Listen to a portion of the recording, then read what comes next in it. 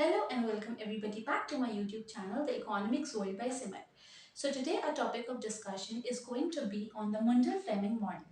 This model was basically given by Mundell and Fleming in early 1960s to see that how the monetary and the fiscal policy when used together can be used to arrive at a common equilibrium output and exchange rate and to attain the economic stability.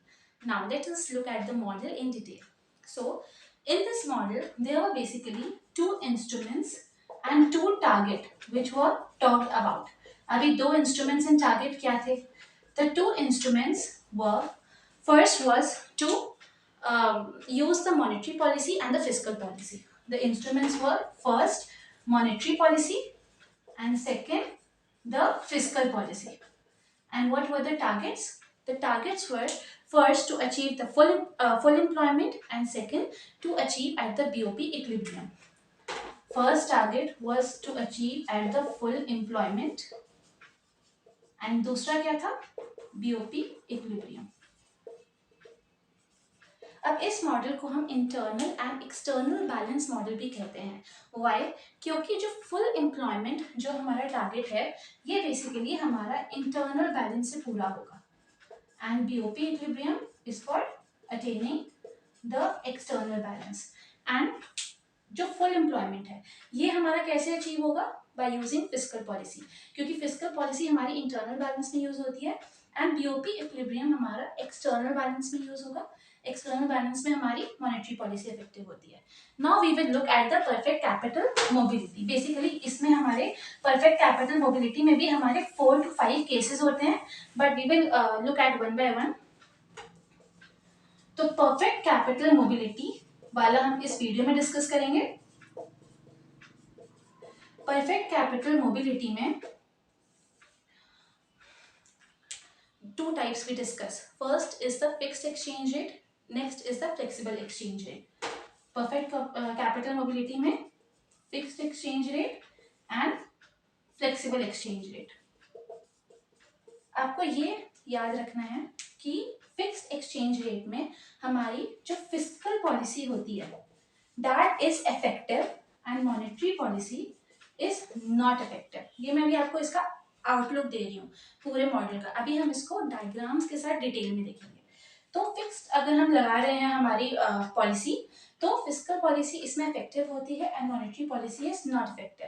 And when this is fixed exchange rate and when we are using flexible exchange rate then monetary policy is effective and fiscal policy is not effective. Now we will see that how come this fiscal policy and monetary policy is effective and not effective in case of fixed and flexible exchange rate.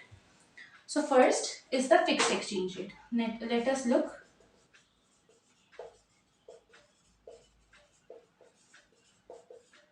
अब हम ये देखेंगे कि fixed exchange rate में मैंने आपको क्या कहा कि फिस्कल पॉलिसी यहाँ इफेक्टिव होती है एंड मॉनेटरी पॉलिसी यहाँ इफेक्टिव नहीं होती.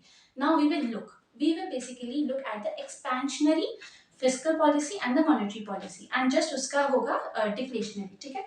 तो सबसे पहले हम देखेंगे कि when we are using the expansionary monetary policy. ठीक है. हम ये देखेंगे कि मॉनेटरी पॉलिसी हमारी कैसे इफेक्टिव नहीं है. तो मैंने यहाँ पे ये ड्रॉ किया. ठीक है. यहाँ पे हम शो करेंगे अपना इंटरेस्ट रेट. यहाँ पर आएगी हमारी इनकम. ये हमारा है आईएस मॉडल. आईएस मॉडल क्या बताता है? This basically shows the goods market equilibrium. And ये एलएम मॉडल हमारा क्या बताता है? Money market equilibrium. ओके.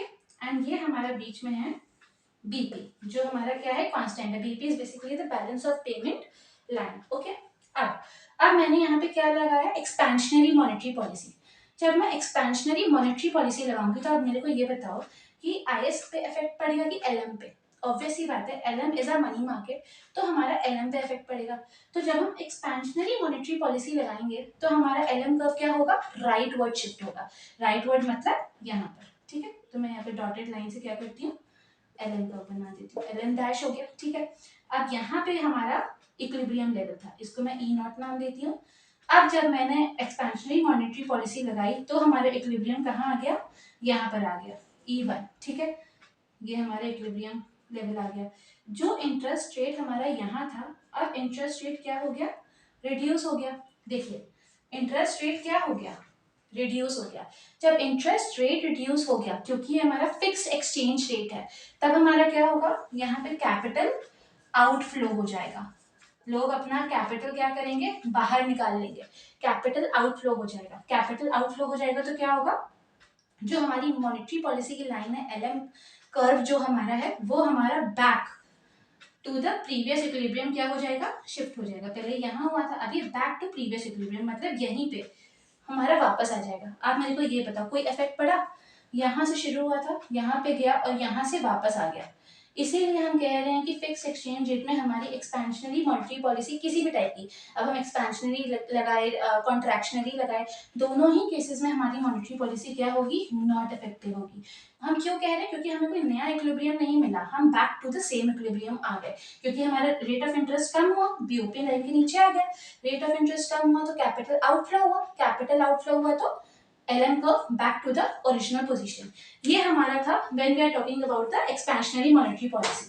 अब जब हम इसमें कह रहे हैं कि फिस्कल पॉलिसी इफेक्टिव होगी, ठीक है, तो फिस्कल पॉलिसी कैसे इफेक्टिव होगी, फिस्कल पॉलिसी का भी ग्राफ बना के देखते हैं। सेकेंड केस, ये हमारा क्या है, फिर से मैंने बनाया है यहाँ पे इंटरेस्ट रेट, यहाँ पे इनकम, ये हमारा IS कर्व, ये हमारा LM कर्व, ये हमारा BP कर्व। अब हम कह रहे हैं कि हम यहाँ पर क्या लगा रहे हैं, एक्सपेंशनरी फिस्कल पॉलिसी, ठीक है, फिक्स्ड एक्सचेंज रेट है, मैंने एक्सपेंशनरी फिस्कल पॉलिसी लगाई। अब जब मैं फिस्कल पॉलिसी एक्सपेंशनरी लगाऊंगी तो हमारा क्या होगा, IS कर्व जो है वो हमारा फॉरवर्ड शिफ्ट होगा, ठीक है, मैंने इसको क्या किया, राइटवर्ड शिफ्ट कर दिया। ये IS1 हो गया, इक्विलिब्रियम हमारे यहाँ पे था, अब ये क्या हुआ, यहाँ पे शिफ्ट हो गया, इक्विलिब्रियम क्या हो गया, यहाँ पर आ गया E1। अब ये रेट ऑफ इंटरेस्ट हमारा क्या हो गया, आई हमारे यहाँ पे था, I1 हो गया, रेट ऑफ इंटरेस्ट बढ़ गया। अब जब रेट ऑफ इंटरेस्ट बढ़ेगा तो कैपिटल आउटफ्लो होगा कि इनफ्लो होगा, कैपिटल इनफ्लो होगा, ठीक है, कैपिटल इनफ्लो हुआ। कैपिटल जब इनफ्लो हुआ, मनी आया, LM कर्व क्या होगा, राइटवर्ड शिफ्ट हो जाएगा, ठीक है, यहाँ पे हमारा राइटवर्ड आया। देखिए ये LM कर्व हमारा LM डैश, ये इक्विलिब्रियम यहाँ पे शिफ्ट हो गया, हम यहाँ पे थे, यहाँ से यहाँ पर आ गए। अब क्यों हमारी फिस्कल पॉलिसी इसमें सही साबित हुई, समझ में आया, क्योंकि यहाँ पे हमारा इक्विलिब्रियम क्या हो रहा है, शिफ्ट हो रहा है, मतलब प्रोडक्टिव हम लोग हो रहे हैं, हमारा इकोनॉमिक स्टेबिलिटी हमारी यहाँ पर अचीव हुई। इसीलिए हम कह रहे हैं कि फिस्कल पॉलिसी अगर हम फिक्स एक्सचेंज रेट में लगाएंगे तो हमारी फिस्कल पॉलिसी क्या होगी, इफेक्टिव होगी, एंड मॉनेटरी पॉलिसी हमारी नॉन इफेक्टिव होगी। अब हम समझते हैं कि जब हम फ्लेक्सिबल एक्सचेंज रेट की बात कर रहे हैं, मैंने क्या कहा कि फ्लेक्सिबल एक्सचेंज रेट में हमारी मॉनेटरी पॉलिसी इफेक्टिव होती है and fiscal policy is not effective. किसमें, flexible exchange rate, flexible exchange rate में हमारी monetary policy is effective and fiscal policy is not effective. कैसे, अब हम यहाँ पे समझेंगे एक्सपेंशनरी मॉनेटरी पॉलिसी, ठीक है, मैंने एक्सपेंशनरी मॉनेटरी पॉलिसी लगाई। अब मैं फिर से बनाऊंगी कर्व, यहाँ पर इंटरेस्ट, यहाँ पर इनकम, ये हमारा IS, ये हमारा LM, ये टच नहीं होगा, गलती से टच हो गया, ये हमारा BP, ठीक है, ये हमारा रेट ऑफ इंटरेस्ट। अब मैंने एक्सपेंशनरी मॉनेटरी पॉलिसी लगाई। जब मैं एक्सपेंशनरी मॉनेटरी पॉलिसी लगाऊंगी तो अब मेरे को बताओ यहाँ पर क्या हो गई है, और ये फ्लेक्सिबल एक्सचेंज रेट है, ठीक है, तो एक्सपेंशनरी मॉनेटरी पॉलिसी लगाई तो मेरा LM कर्व क्या हुआ, यहाँ पे शिफ्ट हो गया, LM डैश, यहाँ पे इक्विलिब्रियम था, इक्विलिब्रियम 0, यहाँ पर आ गया हमारा E0। अब बताओ रेट ऑफ इंटरेस्ट हमारा क्या हो गया, रिड्यूस हो गया, ठीक है, रेट ऑफ इंटरेस्ट हमारे रिड्यूस हो गया। अब ये बैलेंस ऑफ पेमेंट लाइन के नीचे है, BP लाइन के नीचे है, क्योंकि फ्लेक्सिबल एक्सचेंज रेट है तो हम ये कह सकते हैं कि ये हमारा क्या हो गया, BOP डेफिसिट। समझ में आ रहा है, इंटरेस्ट रेट कम है ना, तो इंटरेस्ट रेट कम है तो हम क्या कह सकते हैं कि हमारा BOP डेफिसिट है। अब डेफिसिट के केस में क्या होता है, हमारे एक्सपोर्ट्स बढ़ते हैं कि इंपोर्ट बढ़ते हैं, ऑब्वियस सी बात है कि डेफिसिट के केस में हम हमारे एक्सपोर्ट्स बढ़ते हैं। अब जब हमारे एक्सपोर्ट्स बढ़ेंगे तो आप मेरे को बताओ कि IS कर्व राइटवर्ड शिफ्ट होगा कि उस पर कोई इम्पैक्ट नहीं पड़ेगा? एक्सपोर्ट्स बढ़ेंगे, ठीक है, तो हमारा IS कर्व क्या होगा? राइटवर्ड शिफ्ट होगा। तो मैंने क्या किया, इसको राइटवर्ड शिफ्ट कराया, ये IS डैश। अब हमारा नया इक्विलिब्रियम कहाँ अचीव हुआ? यहाँ पर, मतलब हमारा E1, समझ में आ रहा है? E0, E1 और ये E2। इसका मतलब क्या हुआ, पहले हमारा इक्विलिब्रियम लेवल क्या था? ये। अब हमारा इक्विलिब्रियम लेवल क्या है? ये। मतलब जब हम एक्सपेंशनरी मॉनेटरी पॉलिसी लगा रहे हैं तो हमारा फ्लेक्सिबल एक्सचेंज रेट में मॉनेटरी पॉलिसी इज इफेक्टिव, क्योंकि हमें नया इक्विलिब्रियम अचीव हो रहा है। ये क्यों समझ में? बीओपी डेफिशिएंट हुआ, जिसकी वजह से हमारे एक्सपोर्ट्स क्या हुए? बढ़े। जब एक्सपोर्ट्स बढ़ेंगे तो हमारा क्या होगा? करेंसी डिप्रिशिएट होगी तो हमारे एक्सपोर्ट्स इंक्रीज होंगे, एंड उसकी वजह से हमारा क्या होगा? IS लाइन जो है वो फॉरवर्ड शिफ्ट कर जाएगी। अब जब हम फिस्कल पॉलिसी लगा रहे हैं तो आप देखोगे कि फिस्कल पॉलिसी इफेक्टिव नहीं होगी, हमें हमारा नया इक्विलिब्रियम नहीं मिलेगा। अब मैंने क्या किया, फिर से ये हमारा LM, ये हमारा IS, ये हमारी BP, ये इंटरेस्ट, ये इनकम, ठीक है, ये हमारा इक्विलिब्रियम E0। अब मैंने क्या लगाई? फ्लेक्सिबल एक्सचेंज रेट में मैंने एक्सपेंशनरी फिस्कल पॉलिसी लगाई, ठीक है। फिस्कल पॉलिसी में एक्सपेंशनरी लगा रही हूँ, तो फिस्कल पॉलिसी जब मैं लगा रही हूँ तो IS शिफ्ट होगा कि LM? ऑब्वियसली बात है IS शिफ्ट होगा। मैंने क्या किया? IS को शिफ्ट किया, ये हो गया IS1 रेट। ये हमारा क्या हुआ? E1, ठीक है। इक्विलिब्रियम हमारा शिफ्ट हुआ, इंटरेस्ट ये था, इंटरेस्ट अब ये हो गया I1। रेट ऑफ इंटरेस्ट बढ़ा, हमारा इक्विलिब्रियम कहाँ है? यहाँ। अब आप मेरे को बताओ, BOP लाइन से ऊपर है, ठीक है, फ्लेक्सिबल एक्सचेंज रेट है, BOP लाइन से ऊपर है। जब हमारा BOP लाइन से ऊपर एक्सचेंज रेट है तो हमारा क्या होगा? एप्रिसिएशन। BOP सरप्लस है ना, सरप्लस क्या करती है? एप्रिसिएशन। समझ में आ रहा है? ये BOP सरप्लस है, क्या हो जाएगा? एप्रिसिएशन। जब करेंसी एप्रिशिएट करती है तो हमारे इंपोर्ट बढ़ते हैं कि एक्सपोर्ट बढ़ते हैं? जब एप्रिशिएट होती है करेंसी तो हमारे इंपोर्ट बढ़ते हैं, एक्सपोर्ट नहीं बढ़ते, एक्सपोर्ट घट जाते हैं। तब एक्सपोर्ट अगर घट जाएंगे, हाँ, एक्सपोर्ट जब घट जाएंगे हमारे तो क्या होगा? ये IS कर्व बैक इधर आ जाएगा। समझ में आ रही है? ये देखो, बैक हमारा उसी पोजीशन पे आ जाएगा, यहाँ पर ये वाली लाइन नहीं बनेगी, बैक हमारा IS कर्व यहाँ पे शिफ्ट हो जाएगा। समझ में आ रहा है कि हमारी एक्सपेंशनरी फिस्कल पॉलिसी हमारे फ्लेक्सिबल एक्सचेंज रेट में इफेक्टिव नहीं साबित होगी, क्योंकि हमारी एप्रिसिएशन होगा, सरप्लस होगा, सरप्लस की वजह से एप्रिसिएशन होगा, और एप्रिसिएशन अगर होगा तो हमारे एक्सपोर्ट घट जाएंगे, एक्सपोर्ट घट जाएंगे तो IS कर्व हमारा बैक टू द इक्विलिब्रियम आ जाएगा। समझ में आ रहा है?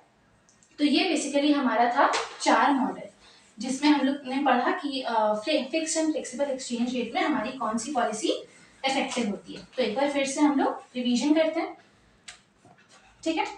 पहला है हमारा fix exchange rate. Fix exchange rate में हमारी कौन सी पॉलिसी इफेक्टिव होती है? फिक्स एक्सचेंज रेट में हमारी फिस्कल पॉलिसी इफेक्टिव होती है, monetary policy is not effective, क्योंकि मॉनेटरी पॉलिसी में हमारा रेट ऑफ इंटरेस्ट कम होता है, जिसकी वजह से हमारा कैपिटल आउटफ्लो हो जाता है। फ्लेक्सिबल एक्सचेंज रेट में हमारी fiscal policy not effective and monetary policy is effective. ये बेसिकली हमारे पॉलिसी मेकर्स यूज करते हैं to come at a point जहां पे हम लोग एक्सचेंज रेट, आउटपुट और इकोनॉमिक स्टेबिलिटी को क्या कर पाए? डिटरमाइन कर सके, उनके इक्विलिब्रियम लेवल को डिटरमाइन कर सके। सो इसीलिए हम इसे IS-LM BP मॉडल भी कहते हैं। IS-LM BP मॉडल ये बेसिकली हमें बताता है कि इंटरनल एंड एक्सटर्नल बैलेंसेस जो हमारे फिस्कल पॉलिसी, मॉनेटरी पॉलिसी हैं, उनको यूज करके हम लोग कैसे एक स्टेबल इक्विलिब्रियम लेवल पे पहुंच सकते हैं। So I hope that you have find this video very very informative, और मैंने बहुत ही शॉर्ट में आपको बहुत सही तरीके से एक्सप्लेन करने की कोशिश की। If you find the video informative, don't forget to like, subscribe and share. I see you in the next video. Thank you.